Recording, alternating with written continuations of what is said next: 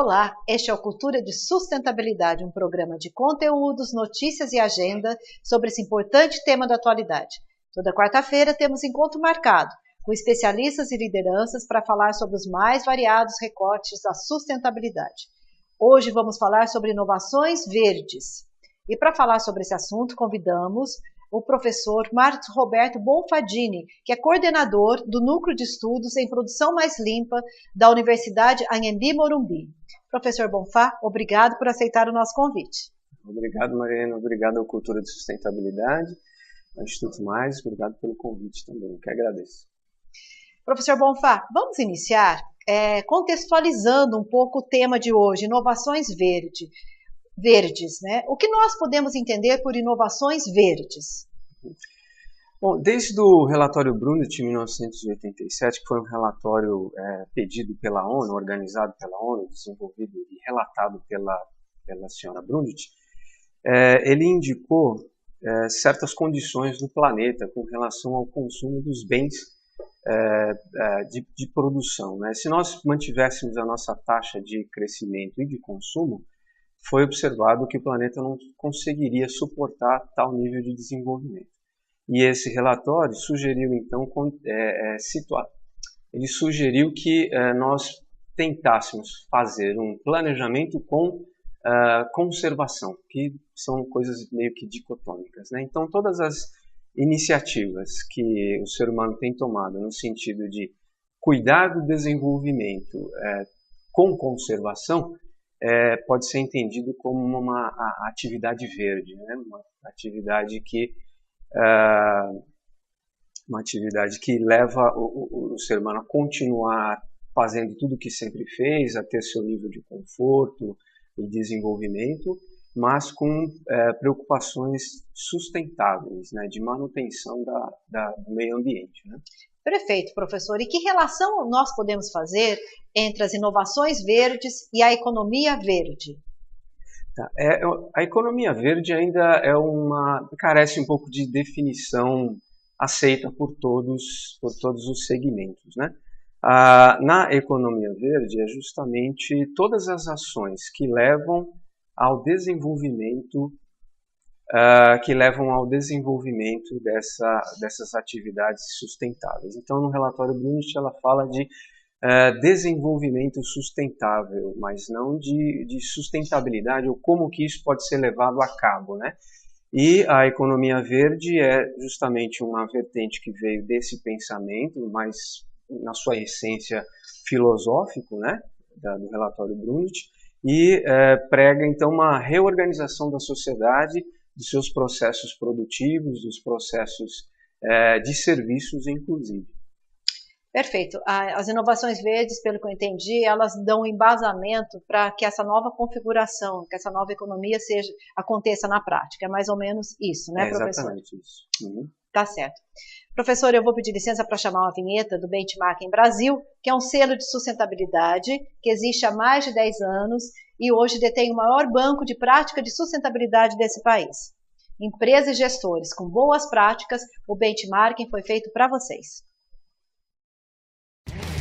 Benchmarking Brasil, os legítimos da sustentabilidade. Junte-se aos melhores da gestão socioambiental brasileira e concorra ao ranking dos detentores das melhores práticas de sustentabilidade.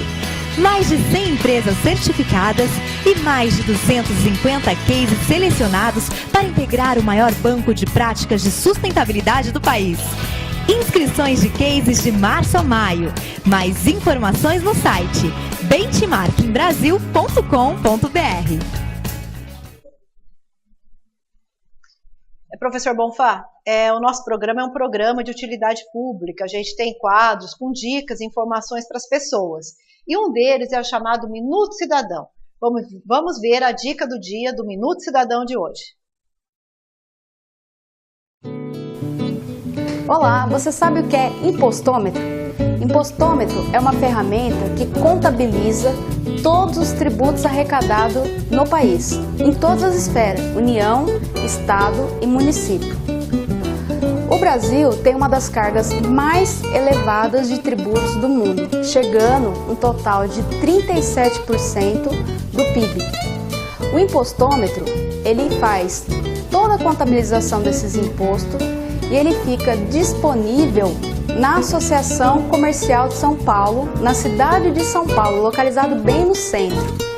E para você fazer esse acompanhamento, também tem um site que em tempo real passa todas essas cifras. É o impostômetro.com.br. Só para você ter uma ideia, no ano de 2012 foi arrecadado 1,5 trilhão de imposto, tendo um aumento de quase 3% em comparação de 2011. Então vamos fazer esse acompanhamento e verificar qual que é o valor dos impostos arrecadados em nosso país. Minuto Cidadão, levando informação até você. Pois é, o país dos impostos, né, professor? E falando em impostos, inovações, as inovações elas carecem inclusive de investimentos, né? Sim. Que muitos desses impostos, poderiam ser direcionados para pesquisa e desenvolvimento. As inovações são frutos das pesquisas e desenvolvimento, né? E a questão é, o Brasil oferece um ambiente favorável às inovações, em especial às inovações verdes?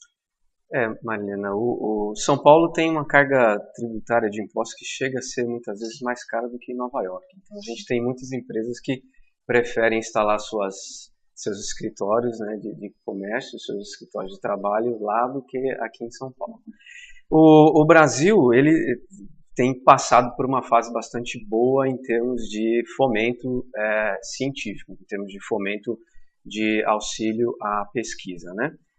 Principalmente porque o Brasil ganhou bastante status na esfera internacional, agora que a gente chamou a atenção por sermos um país em desenvolvimento, fazer parte do BRICS e etc., né? Nós somos um mercado consumidor bastante respeitável, né, em termos de empresas que querem investir no Brasil, e também as nossas inovações tecnológicas. O governo, tanto estadual como federal, tem investido ou aumentado o fomento com relação a isso, seja na formação dos pesquisadores ou seja nas pesquisas efetivamente, né? A FAPESP em São Paulo faz um trabalho bastante exemplar, eu acredito, né?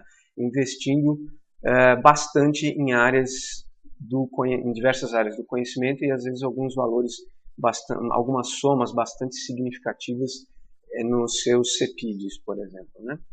E nas instituições privadas nós também temos incentivos para pesquisa, incentivos à formação de núcleos de pesquisa, a bolsas de iniciação científica dos nossos alunos, né? Então o Brasil tem, eu acho que São Paulo tem dado até exemplo com relação a isso. Temos vários grupos de pesquisa relacionados à produção verde, né? Como é o caso do nosso núcleo de pesquisas em produção mais limpa da Universidade Anhembi Morumbi.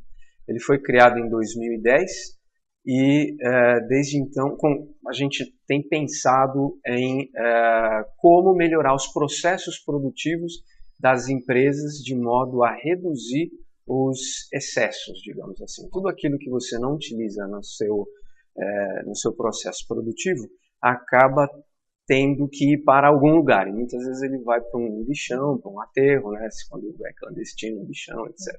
E muitas vezes são depósitos mesmo já de lixos preparados para isso, mas isso tem custo para as empresas. Então, nós tentamos trabalhar com melhoria dos processos produtivos e de serviço dessas empresas, visando então a melhor eficiência da matéria-prima, né? E também dos recursos, como água, energia elétrica. Então, nas nossas consultorias que nós fazemos, nós apontamos soluções nesse sentido, na melhoria dos processos dentro da empresa, sempre visando minimização da energia, minimização do consumo de energia elétrica, água e otimização dos funcionários também, incluindo aí até a própria ergonomia da estação de trabalho, onde muitas vezes o funcionário tem que caminhar uma distância muito curta dentro do chão de fábrica, coisa de 10, 15 metros. Ou então carregar um peso por 5 metros, alguma coisa assim. Então nós propomos dentro da nossa solução melhoria das estações de trabalho, onde a pessoa tem que se movimentar o mínimo possível, fazendo o menor esforço físico também possível, né? Otimizando todos os recursos. Otimizando todos os recursos, a luz natural, a troca de motores elétricos, quando é o caso, por motores mais eficientes, né? A realidade seria a otimização dos recursos, tecnologias mais limpas, menos emissões. Menos emissões, que acaba gerando menos emissões. Inclusive gestão eletrônica de documentos, né? Também, menos vezes, papel, menos tinta, exatamente. Né? Você pode acompanhar o processo produtivo da matéria-prima, desde que entra até o produto acabado, através de identificação por radiofrequência ou por código de barras, né? Isso tudo evita impressões desnecessárias para a produção de relatórios gerenciais. A tecnologia ajuda muito as questões da sustentabilidade. E eu gostaria de fazer a seguinte pergunta, né? No Brasil, né, um país em desenvolvimento, entre os BRICS e tudo mais, tem algum setor na área de inovações verdes que nós estamos liderando, que você pudesse nos apontar? Sim. Eu acredito que na área de geração de energia, né? Tudo bem que não existe nenhuma novidade tecnológica com relação à produção da energia elétrica, porque nos diversos casos que a gente tem, nós importamos, na verdade, os geradores da China, né? Sim. Mas o Brasil tem se voltado cada vez mais para isso. Um exemplo disso é o leilão recente da ANEEL com relação à produção de energia eólica no Ceará, onde as empresas que ganharam, elas vão ser responsáveis por 555 megawatts de produção de energia elétrica, e isso tem data para começar, esse é no dia 1º, se não me engano, 1º de março de 2016. Então, daqui 3 anos. 3 anos, exatamente. Né? Então, nesse sentido, a gente tem dado passos para o nosso desenvolvimento ser cada vez mais sustentável. Um outro exemplo também, que eu acho que é bastante interessante e válido, é justamente os mecanismos de desenvolvimento limpo, que muitas empresas se apoiam nos mecanismos de desenvolvimento limpo, com o apoio da ONU, venda de créditos de carbono, etc., para trocar ou melhorar a nossa matriz energética. Né? Nós temos os exemplos das nossas hidrelétricas, mas os nossos novos parques eólicos, etc., eles devem estar envolvidos de alguma forma em projetos de mecanismos de desenvolvimento limpo apoiados pela ONU. Né? O Brasil já tem tradição na área de energia, já temos a tecnologia híbrida nos carros, né? O flex, né? Etanol e gasolina, e agora a energia eólica, a energia solar. E nos processos também, né? A ANEEL tem investido bastante para que isso, de alguma maneira, seja bastante otimizado. Professor, eu vou pedir licença para chamar uma vinheta, que é publicações, porque o Instituto Mais ele tem por vocação construir a cultura de sustentabilidade junto à sociedade. E não podemos fazer isso sem informações. O Instituto Mais tem muitas publicações, a maioria delas é para free download no site, outras distribuídas gratuitamente nos eventos que nós realizamos ao longo do ano, e algumas delas podem ser adquiridas você entrando no site. Vamos assistir. Revistas, livros, guias e e-books. Revista Benchmarking. Série Benchmais. E-books, black books e guias. Conteúdos avançados para a atualização em educação e práticas de sustentabilidade. Mais informações no site institutomais.org. Professor Bofá, nós temos vários quadros neste programa, que é de cultura de sustentabilidade, como o próprio nome diz, e um deles dá dicas sobre bem-estar e saúde, porque qualidade de vida também é sustentabilidade. Vamos assistir. O que no passado era sinônimo de saúde, hoje se comprova que pode ser fatal, além de um incômodo estético. Estou falando das gordurinhas localizadas. Mudar hábitos alimentares investidos nas verduras e cereais integrais aumentam a ingestão de fibras e levam o intestino a funcionar melhor. Outros alimentos a serem inseridos em nossa alimentação são chuchu, tomate, aspargo, alface, espinafre, morango, pera, melão e chá, é claro. O Minuto Saúde de hoje vai ensinar você a fazer um suco delicioso que pode te ajudar a se livrar daquelas gordurinhas indesejadas. Você vai precisar de 2 fatias de melão com as sementes e um copo de chá de erva doce. Basta adicionar os melões no liquidificador, junto com o chá, bater, coar e servir em seguida. Trabalho zero, né? Uma maneira interessante de servir esse suco é dentro da própria casca do melão. Basta adicionar os canudinhos e saúde! Lembre-se, uma vida sustentável é uma vida bem aproveitada. Até a próxima!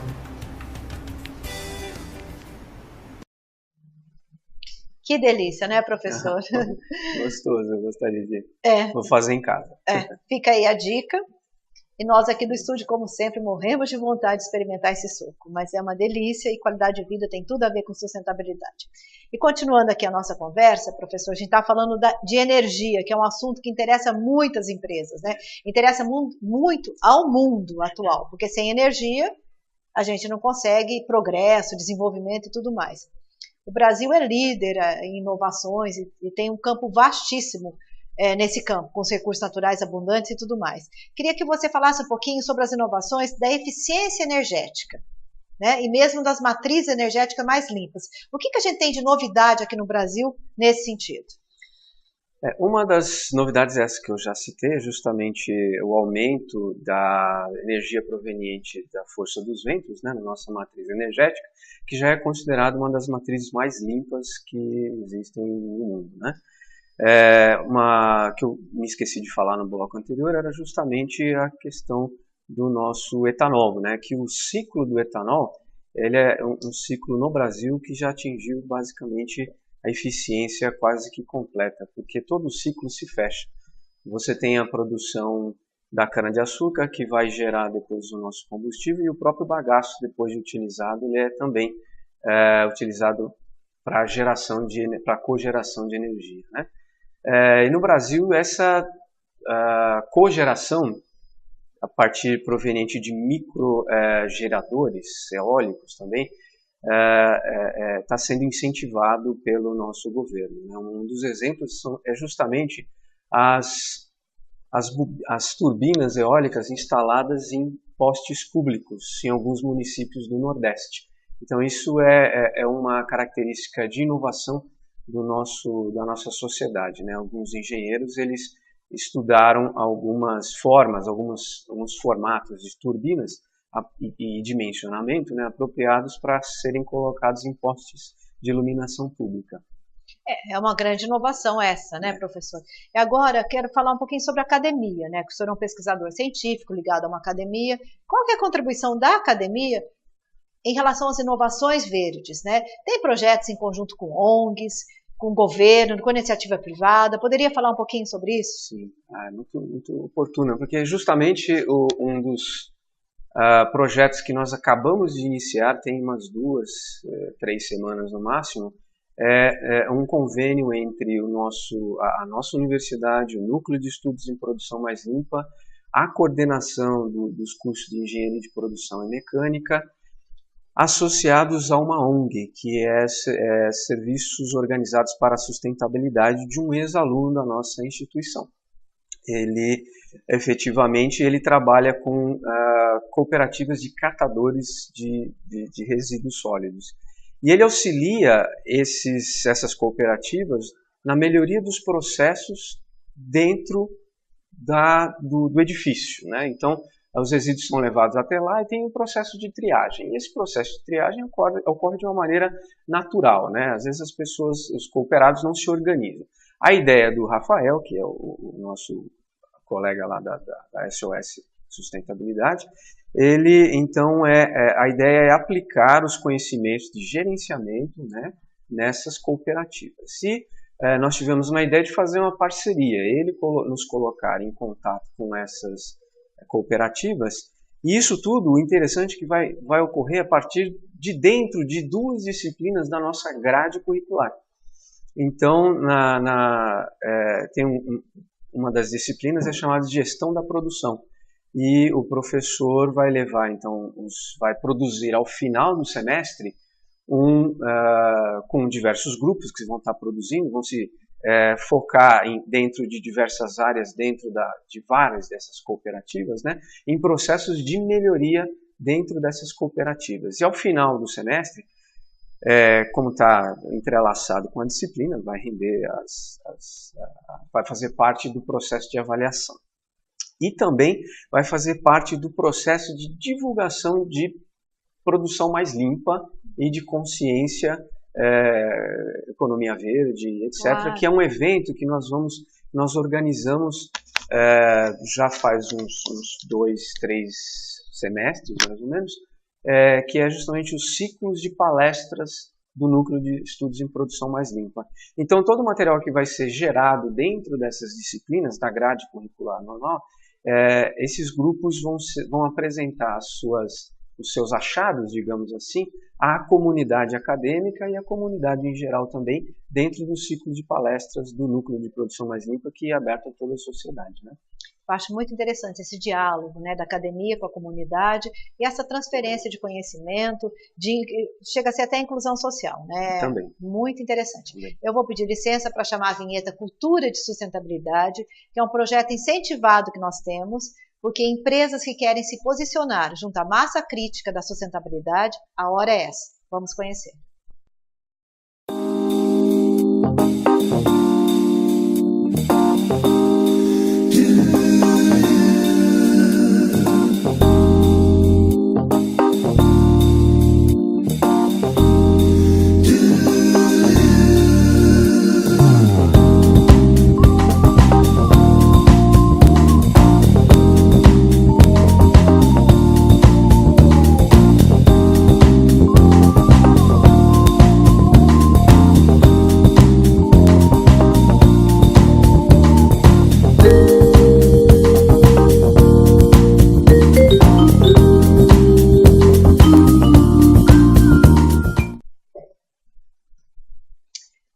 Eu vou chamar agora um quadro chamado Virando do Avesso. É um quadro de educação ambiental, professor, que ensina as pessoas a transformar em um novo produto aquilo que seria descartado. É educação ambiental, é inclusão social e é autoestima, porque melhora e muito a autoestima de quem adota essa prática. Vamos assistir.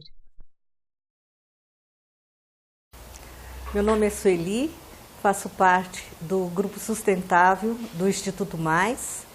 E hoje eu vou ensinar a fazer um alfineteiro de garrafa PET.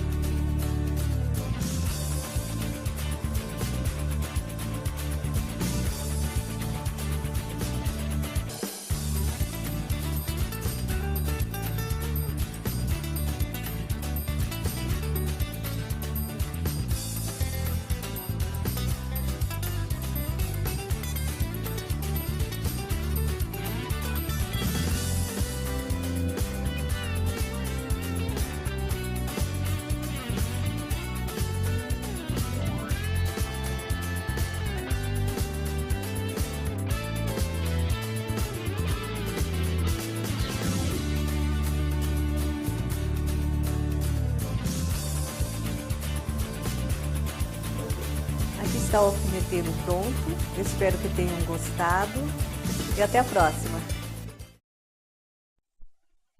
Muito bom, né? Esse quadro nos dá a ideia de que a gente pode renovar o uso de muitos produtos que seriam descartados, né? Uhum. E professor, Vocês desenvolveram um carrinho de corrida, um carro de corrida que tem carenagem de fibra de carbono chamado Erba, que ganhou até prêmios, fez o maior sucesso, que está cheio de inovações. Eu queria que contasse um pouquinho a história do Erba e suas principais inovações. O Erba é um projeto desenvolvido na universidade desde 2005, mais ou menos. 2006 foi o primeiro ano em que o carro participou da competição de eficiência energética. É uma maratona universitária de eficiência energética, né? Onde várias instituições de ensino públicas e privadas participam, competem. E naquela época o carro participou da competição na categoria gasolina, que é a única categoria que tinha. E nós começamos em 2006 já com um pódio. Foi muito interessante porque na época quem trabalhava no projeto se sentiu muito gratificado, né, por ter conseguido bater na competição ou fazer um score melhor do que outras instituições que já vinham participando dessa competição já há algum tempo, né? Então foi nosso ano de estreia e nosso ano de estreia com pódio. E o Erba, ele tem um histórico também positivo porque ele foi a nossa semente geradora no laboratório de eficiência energética que nós temos dentro do Núcleo de Estudos em Produção Mais Limpa.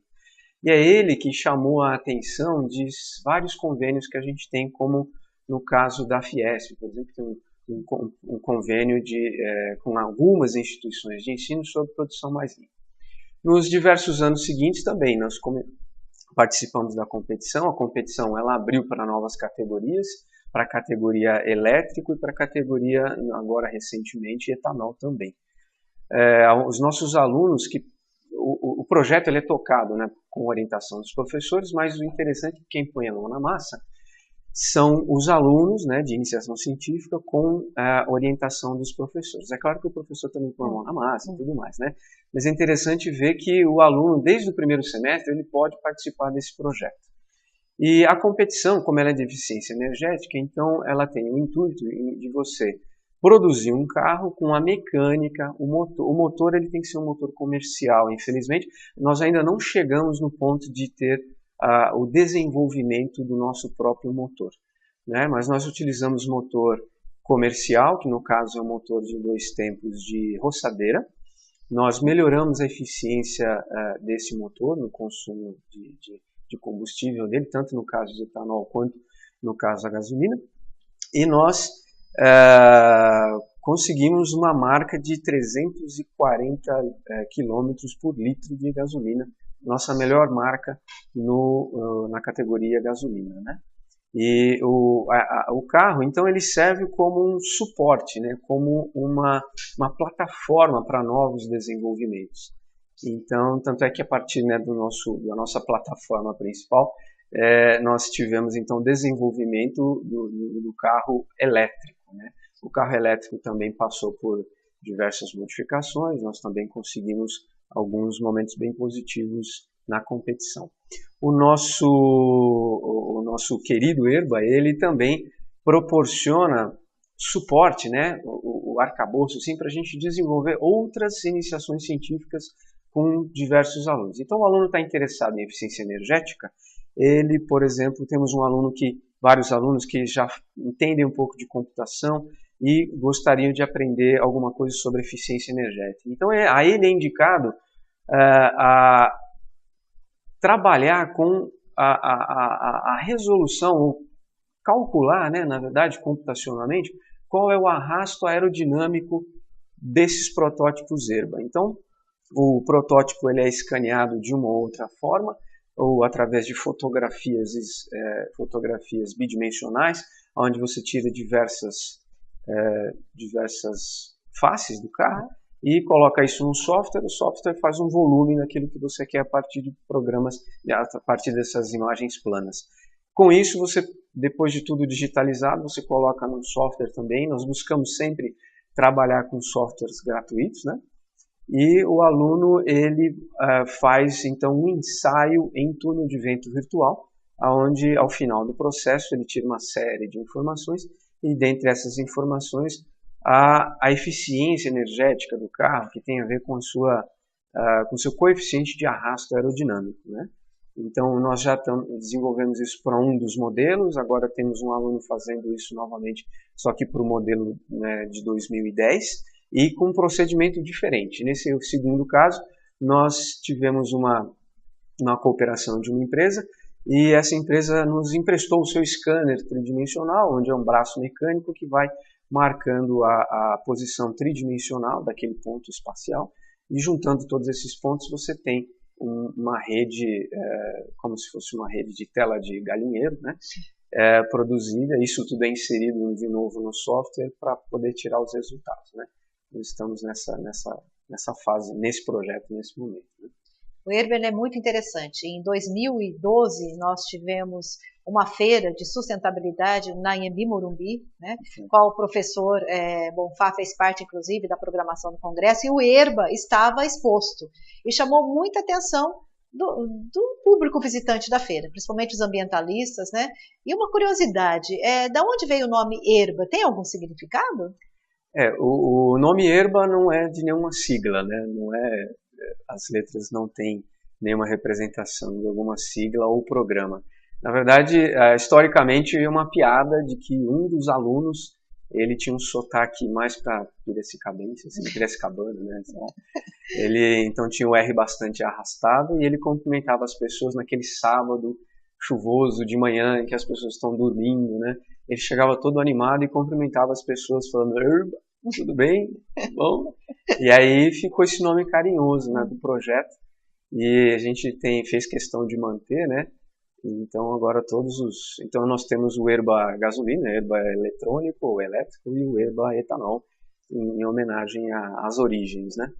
Não importa, o importante é que o nome deu sorte, e o Herba tem uma eficiência impressionante. E na quinta FIBOPS, realizada o ano passado na unidade Anhembi Morumbi, do campus da Vila Olímpia, no qual eu aqui agradeço muito o apoio que recebemos da universidade para fazer a nossa feira e congresso lá, chamou muita atenção e fez muito sucesso. Então, parabéns ao Herba, né, professor? Obrigado, Marilene. Professor, nós temos um quadro aqui que fala sobre agenda, né? E agenda são dicas de eventos que a gente faz ao longo do ano, né? Eu gostaria de chamar a primeira parte da agenda. Atualização em práticas de sustentabilidade. Temas relevantes debatidos por especialistas e lideranças em sustentabilidade. Mais a apresentação de cases benchmarking certificados na última edição realizada. Participação gratuita com emissão de certificado pela internet. Inscrições pelo site. Aproveite e reserve já sua vaga. Bom, dentro de agenda, a gente sempre dá dica de eventos. E eu queria chamar, né, mostrar para vocês, convidar a todos que estão nos assistindo para o nosso próximo encontro técnico, que vai ser na próxima quarta-feira, dia 27, das 9 às 12h30. Vai ser aqui na Avenida Paulista, no número 2000, né? É também no auditório da Universidade Anhembi Morumbi, campus da Paulista, onde vamos ter 4 debatedores falando sobre um tema muito importante, que é sustentabilidade com valor estratégico. Esses eventos são abertos e gratuitos, com certificado de participação. E uma novidade, ele vai ser transmitido ao vivo. Você que está em outra parte do país poderá ter acesso a ele. Então fique atento. No canal IMAIS, no dia 27, das 9 às 12h30, estaremos transmitindo esse evento.